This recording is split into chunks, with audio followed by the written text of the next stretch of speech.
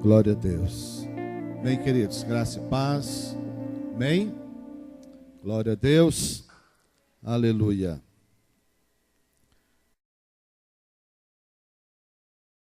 Precisamos fazer algumas mudanças, precisamos fazer algumas transformações. E de repente, em função do nosso temperamento, pode ser que nós queiramos agir de maneira brusca. Eu quero dizer, tudo que nós aprendemos e recebemos, Deus quer que nós pratiquemos. Mas Deus nos dará graça e sabedoria para fazermos também no tempo de cada um de nós. Porque nós temos velocidades diferentes uns dos outros, temos temperamentos diferentes e assimilação diferente também. Nem todo mundo, ainda que seja uma família, alguém numa casa assimila de uma maneira, outra pessoa demora mais para assimilar, ou mais rapidamente. Mas uma coisa é certa, queridos, o projeto de Deus, nós sabemos, o projeto de Deus para essa terra está baseado com as famílias. Você e sua família são o projeto de Deus para a sociedade, o projeto de Deus para a humanidade. Por isso é tão atacado pelas forças malignas, por isso hoje o mundo se volta tanto contra as famílias, o inferno tem se levantado. Mas eu tenho uma boa notícia para você, está na Bíblia, maior é aquele que está em você, na sua família, do que aquele que está no mundo. Amém? Então nós podemos sim dar sequência àquilo que Deus tem nos mostrado e nos ensinado. Nós sabemos que as pessoas constroem casas, que as sentinelas vigiam as cidades, mas somente Deus, de fato e de verdade, pode edificar, juntamente conosco, com o coração responsivo a Ele, uma família segundo o coração dele. Então, 3 coisas precisamos fazer. 3 coisas não podemos deixar de fazer. 3 coisas não podemos desistir. 3 coisas nós devemos insistir. Diga, lutar, crer e perseverar. E a minha pequena mensagem baseia-se nisso. Baseia-se em lutar, em crer e em perseverar no seio familiar. Não tenho nenhuma intenção de julgar, de criticar, de maneira alguma. Eu sei que há muitas lutas, há muitas dificuldades no meio do povo em geral. Eu sei que nenhuma família é perfeita, nenhuma pessoa é perfeita, mas eu creio também que é possível a vitória. Eu creio que é possível recomeçar. Eu creio que é possível a ação de Deus mudar o curso da nossa vida, da nossa história e da nossa família. Eu creio, queridos, eu creio. Então, primeiro nós precisamos lutar, nós devemos lutar, não podemos desistir. O versículo que nós usamos aqui foi Neemias 4,14, onde, no contexto que ele estava de reconstrução dos muros da cidade de Jerusalém, ele disse diretamente aos homens, porque eram os homens que estavam à frente daquele trabalho. Agora, as famílias se uniram para aquele trabalho. Da mesma forma, nós entendemos que no seio familiar, o homem deve estar à frente da restauração, deve estar à frente do trabalho, da conquista, da mudança, mas toda a família deve estar envolvida e comprometida. Porque o homem sozinho também não vai conseguir. É uma tarefa para a família. Mas Neemias fala diretamente para os homens naquele momento. E diz aqueles homens para juntar as suas famílias. E ele disse: lutai, lutai por sua mulher, lutai pelos seus filhos, lutai por sua casa. E a palavra de Deus para nós, tirado desse contexto que estava ali, Jerusalém, um contexto de ruína, de destruição, de pó. E alguém pode até imaginar que a sua casa também esteja em ruínas, esteja em destruição, esteja em pó. Mas eu quero te dizer que mesmo que estiver em ruínas, Deus é um Deus de restauração. Amém? Deus é o Deus de restauração. Pastor, mas você não sabe, a minha casa está pior do que ruínas, minha casa está em pó. Eu quero te lembrar uma coisa: foi do pó que Deus fez você. Foi do pó que Deus fez o ser humano. Do pó Deus nos fez.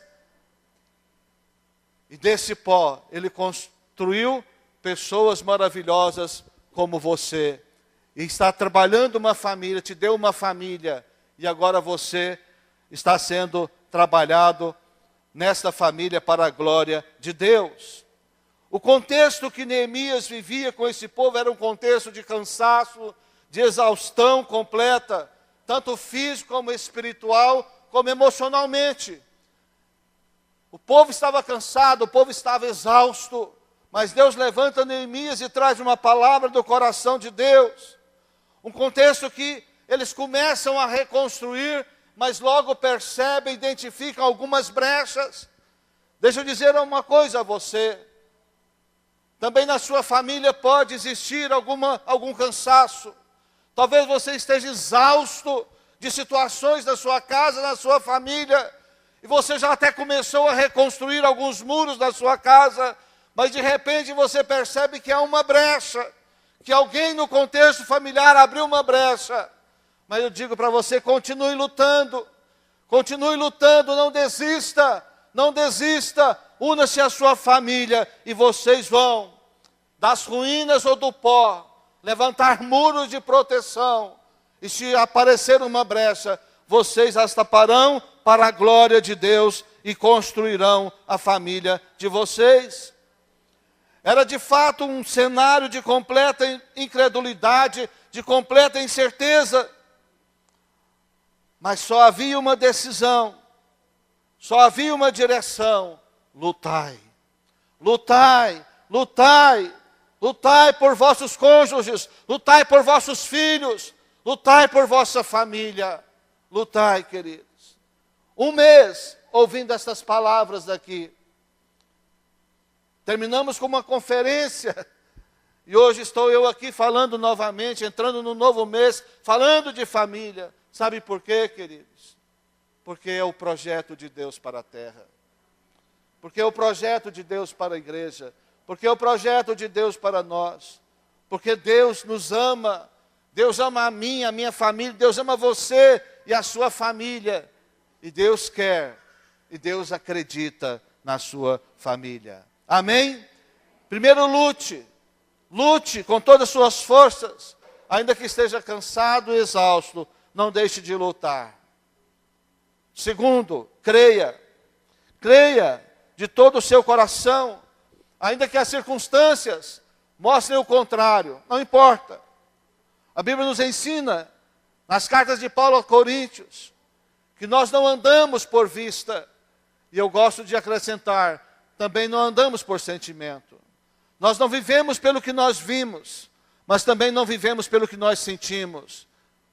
Nós devemos viver por aquilo que nós cremos, aquilo que nós cremos que está na Bíblia, que está na palavra de Deus, aquilo que foi liberado pelo Espírito Santo a nós. Não creia naquilo que as redes sociais esparramam, não creia naquilo que a televisão esparrama, mas creia, meus queridos, na palavra de Deus. O que a palavra de Deus diz. E a palavra de Deus diz coisas muito sérias, muito profundas. E eu me lembrei da experiência de quando Paulo e Silas estavam na prisão. Vocês sabem por que Paulo e Silas estavam presos? Com cadeias nos seus pés, correntes prendendo os seus pés. Por que eles estavam presos? Porque eles cometeram um crime. Naquela sociedade, sabe qual era o crime? Pregar o evangelho, o amor de Deus. Por viver o evangelho, de certa forma, ter uma família sólida num contexto que nós vivemos de sociedade, é quase um crime. Somos condenados por defender a família. Somos condenados, acusados por defender a santidade, por defender os princípios bíblicos. Mas quando Paulo e Silas estavam presos, deu meia-noite, eles sentiram um desejo profundo de fazer uma coisa.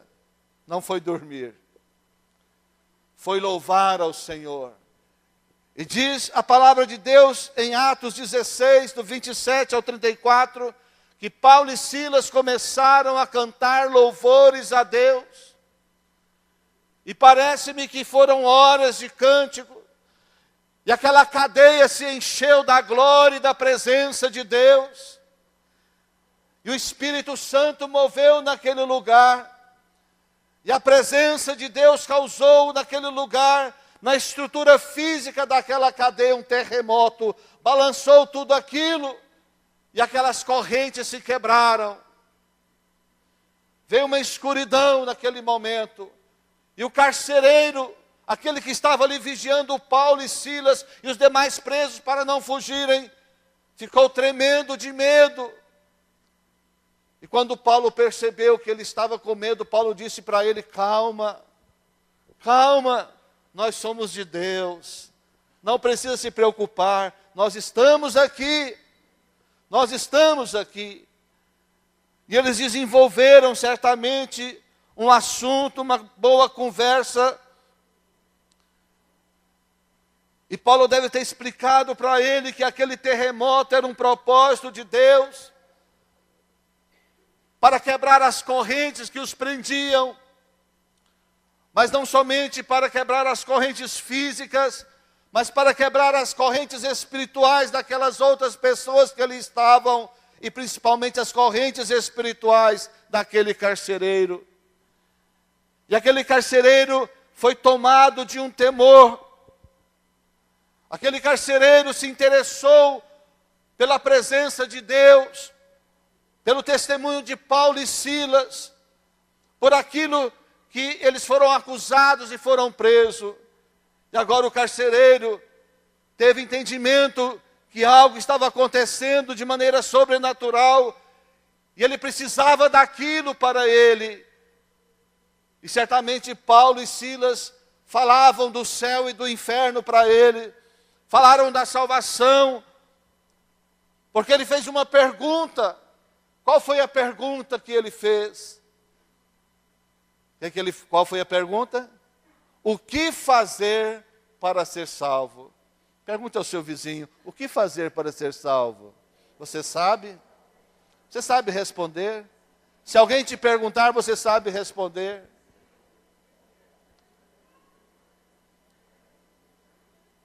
Paulo e Silas só deram a ele uma pequena resposta. Sabe qual foi? Crê no Senhor Jesus e serás salvo, tu e a tua casa. Amém? Você pode dizer isso para o teu vizinho? A resposta é: crê no Senhor Jesus e serás salvo, tu e a tua casa. É uma promessa estabelecida por Deus. E o carcereiro se interessa, leva Paulo e Silas para sua casa, prepara a comida, e Paulo continua falando da palavra de Deus para aquela família, e toda aquela família creu e foi salva, ela e a sua casa. A salvação é tão simples, meus queridos. Nós às vezes a complicamos muito, as religiões complicam muito a questão da salvação, estabelece muitas coisas que não são bíblicas, ou estabelece alguns princípios bíblicos que são importantes, mas na verdade não determinam a salvação. A salvação é só crer na obra que o Senhor Jesus fez, só crer nela para ser salvo. E que coisa tremenda! Talvez você já passou algum terremoto na sua família. Há situações que parecem um terremoto, não físico, mas emocional, espiritual, financeiro, em alguma área da nossa vida, podemos ser cometidos de um terremoto. E a palavra é a mesma. De repente achamos que tudo está perdido. De repente vem a tristeza, a decepção, o choro, a lágrima, o desespero. Mas a palavra de Deus para nós é a mesma. Crê no Senhor Jesus e serás salvo tu e a tua casa. Amém? Lute por sua família. Creia, creia, não desista e serás salvo tu e a tua casa. Eu acho isso maravilhoso. Lutai, creia e persevere. Não desista, lute. Não seja incrédulo, creia. Creia na palavra de Deus. Não ande por vista, não ande por sentimento, não ande por emoção. Ande por fé na palavra de Deus. Persevere.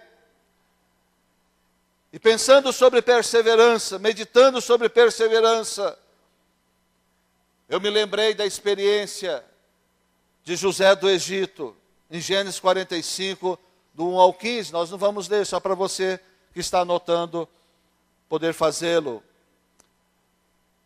Para mim é uma das histórias mais emocionantes da Bíblia, a história de José. Jacó, ou Israel, com seus 12 filhos, que se tornaram os 12 patriarcas. Uma história muito difícil de ser compreendida antes do seu desfecho.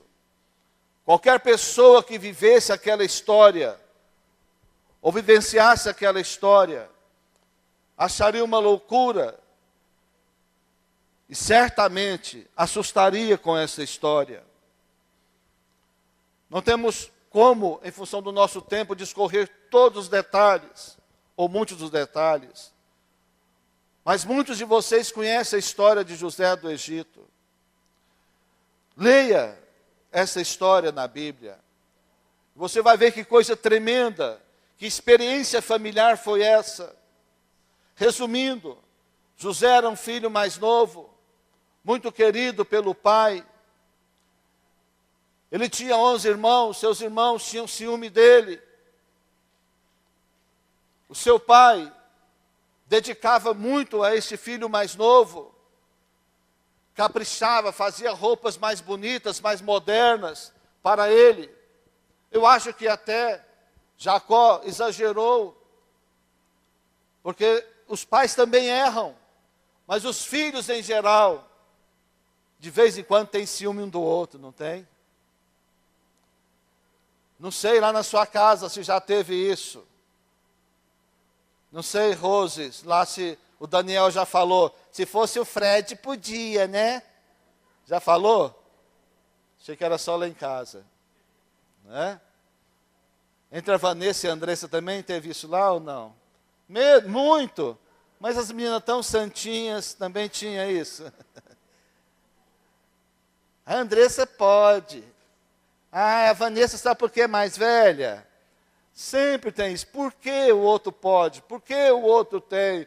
Por que para o outro sim? Por quê? Por quê? De certa forma, isso é uma manifestação de ciúmes. Mas graças a Deus nas nossas famílias são coisas assim, não tão relevantes e que passam rapidamente. Não é? Passa sempre rapidamente. Mas há coisas que às vezes perduram. Mas na história de José e dos seus irmãos, a coisa perdurou por muitos anos.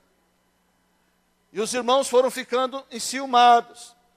E José, como era um adolescente, vestia a roupa bonita, ia aparecer diante dos irmãos. Ele sabia que os irmãos tinham ciúme. Então, na hora de ir lá estar com os irmãos, ele devia evitar, você não acha? Ele também devia evitar, mas ele não teve maturidade para isso. E os outros morrendo de ciúmes, carnais, não é? Até que resolveram vender José para uns compradores de escravos que levaram para o Egito, venderam ele para o Egito, e ele amadureceu um pouco no Egito. E vocês sabem, veio a fome, mas José era um jovem escolhido por Deus, tinha o Espírito de Deus, muitas coisas aconteceram,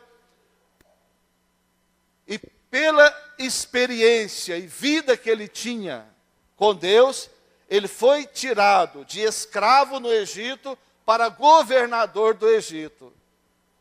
Eu estou pulando aqui um caminhão da parte da história, não dá para falar tudo. Só para ver o quanto Deus o honrou. Mas não dá para entender o processo que ele passou. Mas quando nós chegamos no final, nós entendemos que Deus tinha um propósito tão tremendo. E há tantas coisas que acontecem no nosso seio familiar, que nós não entendemos porque Deus permite. Mas é importante que você saiba de uma coisa: Deus está no controle. Certamente Deus tem um propósito. Mas se Deus não tem um propósito, pelo menos Ele permite, e com essa permissão Ele vai gerar um novo propósito. Isso pode acontecer. Agora, eu creio muito no propósito de Deus. Eu creio em Romanos 8, 28, queridos. Eu creio em Romanos 8, 28. Todas as coisas contribuem para o bem daqueles que amam a Deus. Às vezes não entendo. Às vezes não é agradável. Mas uma coisa é certa: Deus está no controle e vai contribuir, sim, para o bem. E o desfecho da história é esse: de escravo a governador. Depois toda a sua família está passando necessidades na terra, e ele recebe a sua família, e supre a sua família, e traz a sua família para viver ali. E ali a sua família cresce. E ali uma grande nação é levantada. E por 400 anos, o povo judeu vive ali no Egito. Torna-se escravo também depois da morte do faraó. Mas um dia, Deus levanta da descendência dos próprios hebreus, Moisés, para libertar o povo. E para começar a nação de Israel em Canaã. Se não me engano, dia 14 agora de maio, foi dia 14 mesmo, comemorou-se 70 anos da nação de Israel. Foram muitos anos, o povo peregrinando pelo mundo afora. Isso causou um grande problema no mundo, porque muitos não aceitam. Há uma grande briga entre Israel e os palestinos. Embora estejam Jerusalém, tem muitos palestinos lá dentro. Uma parte eles querem. Acham que é deles. Mas os israelitas creem que é deles também. Mas, biblicamente falando, Deus deu aos hebreus aquela terra. E é impressionante como Deus cuida desse povo, não é? Como Deus cuida do povo judeu.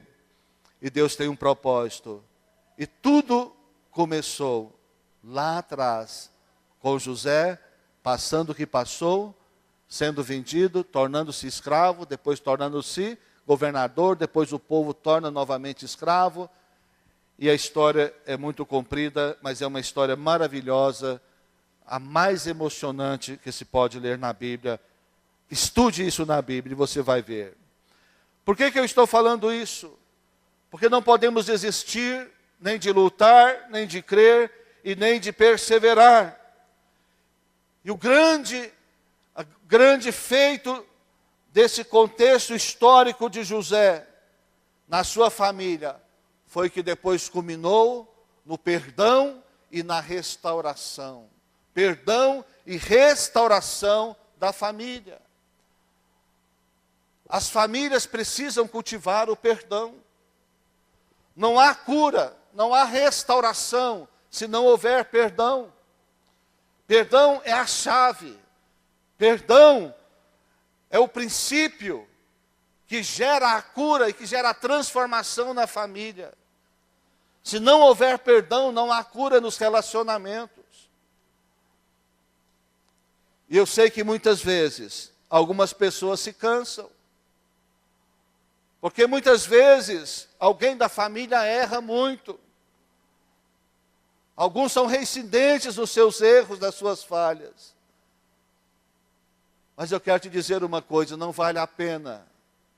Não vale a pena ficar guardando ressentimentos e mágoas.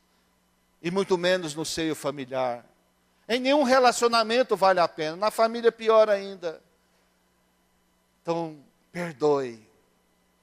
Perdoe todos os dias. Perdoe sempre. Perdoe sempre. Para que Deus possa completar a boa e grande obra.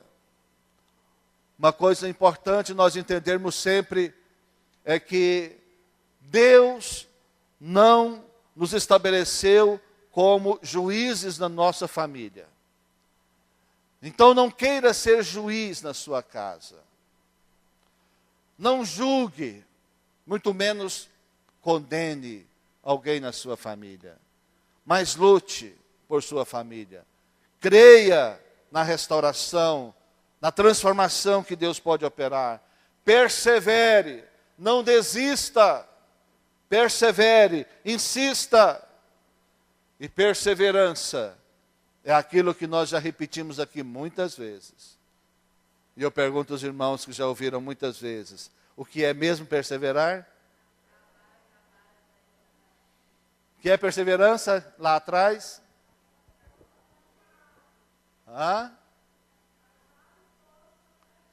Cavar até encontrar água. Nunca desistir. Também na família é insistir, se esforçar, crer, perseverar. Sempre, jamais, jamais desistir e nunca parar. Amém? Glória a Deus. Aleluia. Graças a Deus. Esteja sempre sabido de que o inimigo sempre se levantou, tem se levantado e sempre se levantará contra a sua família. Vou repetir, porque alguém pode ter distraído. Nunca se esqueça que o inimigo sempre se levantou, sempre se levantará e tem levantado contra a sua família. Mas quero que você saiba uma outra coisa. Que Deus sempre teve um plano, um projeto com a sua família. Deus sempre cuidou e sempre cuidará da sua família. Porque esse é o plano de Deus para a sociedade, para alcançar as pessoas na face da terra. Famílias. Deus ama famílias, Deus quer famílias. Amém? Glória a Deus. Amém. Então pegue na mão da pessoa que está do seu lado e diga: lute, creia e persevere, em nome de Jesus. Amém? Pode aplaudir o Senhor?